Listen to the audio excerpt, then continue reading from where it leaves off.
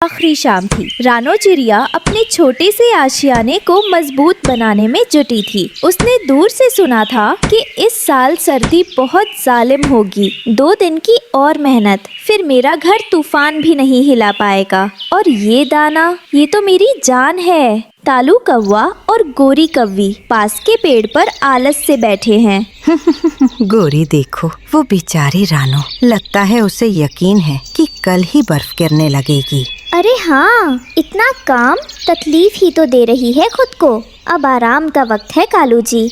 हम तो शौक से ये मौसम गुजारेंगे, ठंड आएगी तो जुगाड़ कर लेंगे। तालू भाई, वक्त रहते अपना काम कर लो, बाद में पछताओगे। नहीं नहीं, मेहरबानी आपकी, मगर हम आजाद पंछी हैं। रात भर में ही सब बदल गया। सुबह जब पंछी उठे तो हवा में बर्फ की हल्की ठंडक थी। आसमान में काले घने बादल छाए हुए थे, जैसे किसी ने स्याही बिखेर दी हो। कालू जी, ये क्या हो रहा है? इतनी ठंड तो कभी नहीं हुई। क्या पता, शायद कोई मेहमान हवा आई हो। चलो जल्दी से थोड़ा खाने का सामान जमा करते हैं। वे उड़ने की कोशिश करते हैं। मेरे पंख, ओहो, ठंड से ऐंठन हो रही है। देखो कालू जी, वो टीटू तोता, वो तो पहले ही अपने घर में घुस गया। रानो ने कालू और गोरी को परेशान देखा, लेकिन उन्हें पिछली बातें याद थी, इसलिए वो अपने घोंसले के द्वार पर खड़ी रही। देखते ही देखते आसमान से बर्फीली बारिश शुरू हो गई। बारिश की जगह बर्फ के नुकीले टुकड़े गिर रहे थे। देखो बेटा, अगर हमने वक्त पर मेहनत ना की होती तो आज हम भी बर्फ में भीग रहे होते। माँ, बाहर बहुत शोर है। ये तूफान है मेरे लाल। ये उन लोगों को सबक देगा जो कल का काम आज पर छोड़ देते हैं। ये क्या बकवास है? मेरा घोंसला हिल रहा है, पानी अंदर आ रहा है। कालू जी, ठंड से मेरे पैर सुन्न हो रहे हैं। हमारा सारा दाना भीग गया है। अब क्या होगा?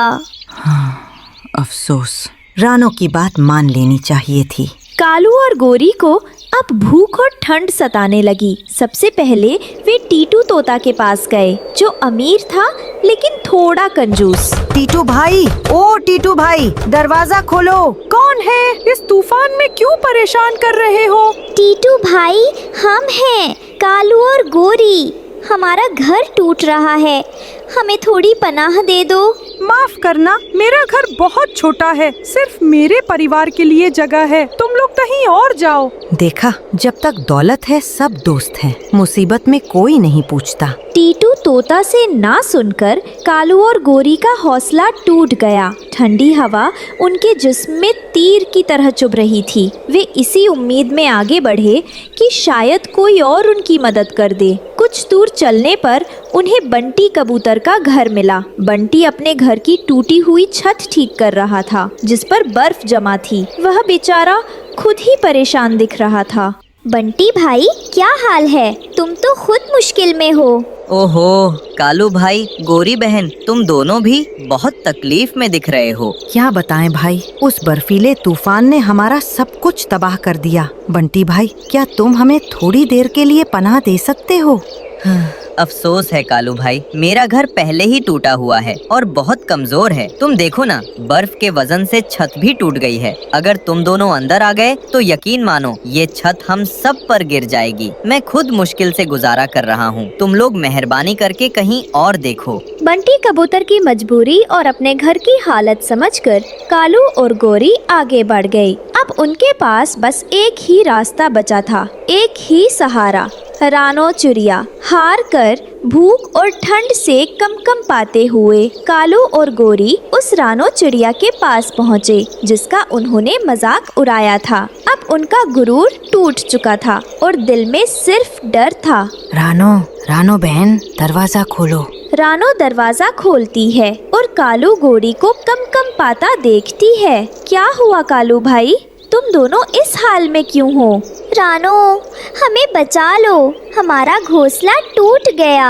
हम बहुत भूखे हैं और ठंड से मर रहे हैं। रानो बहन, मुझे शर्मिंदगी है, मैंने तुम्हारा मजाक उड़ाया था। मेरी नादानी थी, मुझे माफ कर दो। ठीक है, अंदर आओ।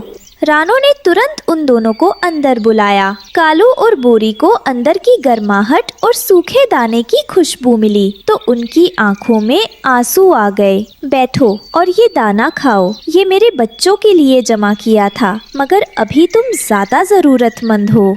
रानो, तुमने हमें माफ कर दिया। हम तो इतने बुरे थे। इस तूफान में कोई अच्छा या बुरा नहीं होता, सिर्फ जरूरतमंद होता है। मैंने तुम्हें इसलिए पनाह दी क्योंकि मैंने तुम्हारे दिल